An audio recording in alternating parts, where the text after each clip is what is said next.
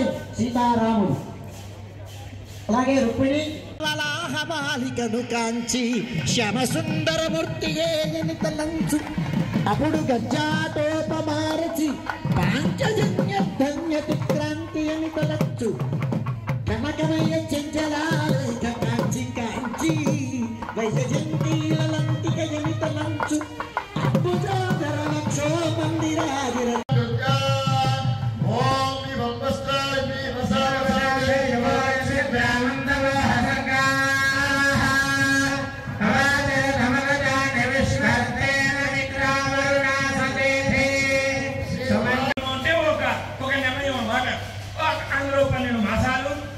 మాసానికి మనకి ఋతువులు అయినములు ఐదవ పక్షములు వారములు దినములు క్షణములు అక్కడ దాకా ముహూర్తముల దాకా తీసుకువెళ్ళి పరమాత్మని కొలిచేరు.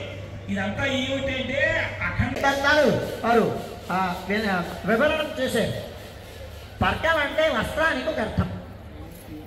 మధుపర్కం అంటే ఈ వివాహ సందర్భంగా సమర్పించినట్టు ఇచ్చినటువంటి వస్త్రం శతశరత్తులు దీని యొక్క ఆ భావన ఆ ప్రీతి దాని ఉండేటువంటి ఆ గుర్తు ఉండేటట్టుగా ఉండేటువంటిది. అందుకోసమని చూడండి పెళ్లినాటి మధుపర్కాలు ఇవాటికి కూడా షష్ఠిపూర్తి నాడు కూడా ఉండేటువంటి ఉన్నాయి కదండి. అంటే ఆ తీపి గుర్తులని మళ్ళీ అవి చూసినప్పుడల్లా ఆ పెళ్లినాటి గుర్తులు ఆ జ్ఞాపకాలు రావాలి. అట్లాగే వచ్చేటువంటిది కనుక అది మధుపర్కం. మీకు నిరంతరము పట్టు పీతాంబరాలని సమర్పిస్తున్నారు స్వామివారికి. పీతాంబరుడు కదండి ఆయన. ఆ పీతాంబరుడు హిరణ్య స్పృష్టు హిరణ్య వపు అంటోంది వేదం. ఆయనే హిరణ్య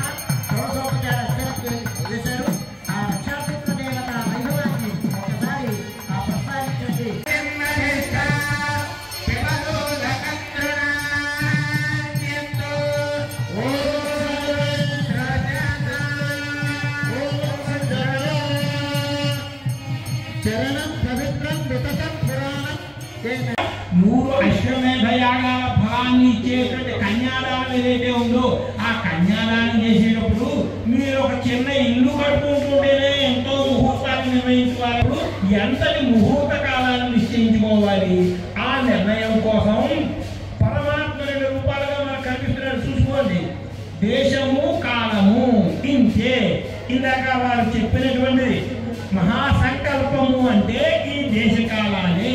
దేశ రూపముగా సమస్తమైనటువంటి భూభాగము ఏ రీతిగా ఉందో అది అక్కడి నుంచి మొట్టమొదటి పరమాత్మ ఆదినారాయణ తత్వం దగ్గర నుంచి మహత్వం నుంచి అహంకారము నుంచి భూతములు పంచ తత్వములు ఈ రీతిగా వచ్చి సమస్తమైన నది నగరూపముగాను పర్వతాలు సమస్తమైనటువంటి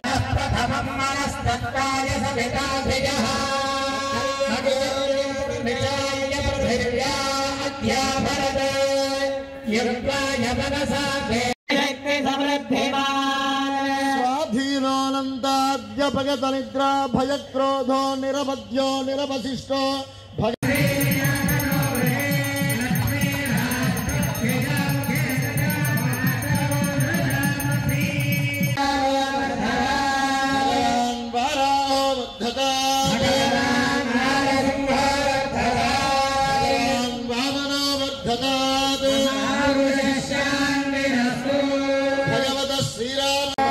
భగవాన్ వామరాక్షతమరోగం కుశలం భగవాన్ శ్రీరామ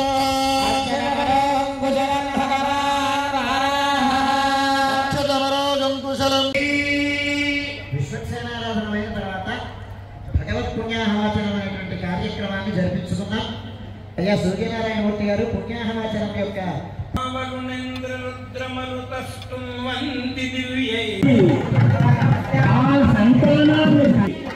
కృష్ణ పరమాత్మ ఎన్నో కర్తృపము